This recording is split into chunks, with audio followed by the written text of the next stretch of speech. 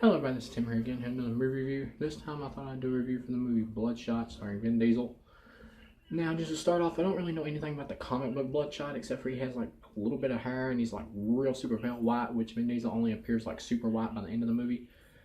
Pretty much this movie's been kind of getting mixed and negative reviews. It has like a 5.8 I believe on IMDb. Most people are kind of split to negative about it.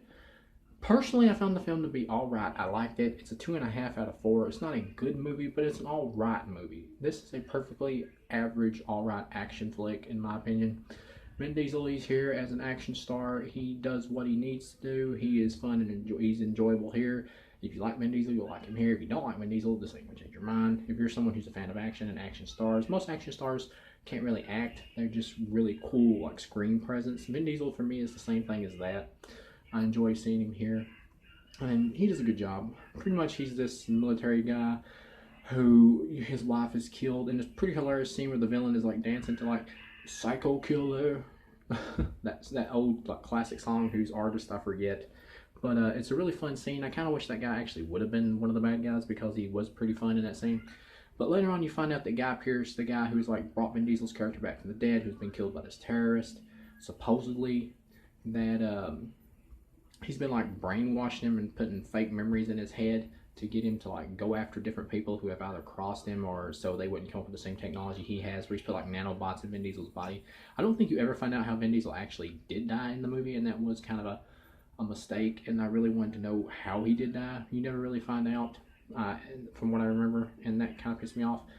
And there's this girl in the movie who like becomes friends with Vin Diesel. She has like this thing on around her in her chest to help her breathe, this mechanical thing. And Guy Pearce has like a robot arm where he lost a hand to cancer. And it's pretty obvious that there's gonna be some kind of twist where he's gonna be like one of the villains. You know, he can't be trusted.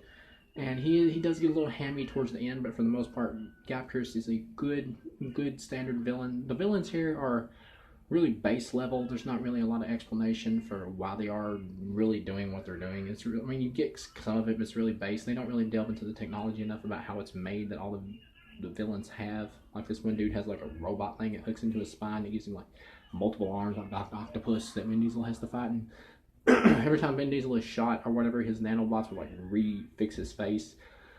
You get to the end of the movie and pretty much it's Vin Diesel versus Guy Pearce. He finds out he's been tricked all this time and he's like really been there for like 5 years, and him and his wife actually got a divorce, which I thought was kind of a neat twist. That took it away from just what would have been a basic revenge film.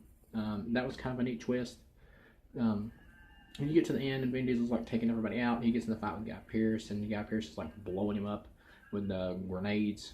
And Vin Diesel like lets off a grenade in front of him like that and blows him up along with him. You think Vin Diesel's dead, but of course he comes back this time with all his memories. And there's this black dude in the movie who's like friends with Vin Diesel who's trying to help him out.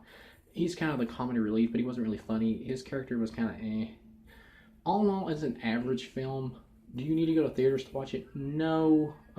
Could you, if you like action films though and you enjoy Vin Diesel, you could catch it on TV or buy the DVD for like $5. It's a perfectly likable action film. It's just nothing special.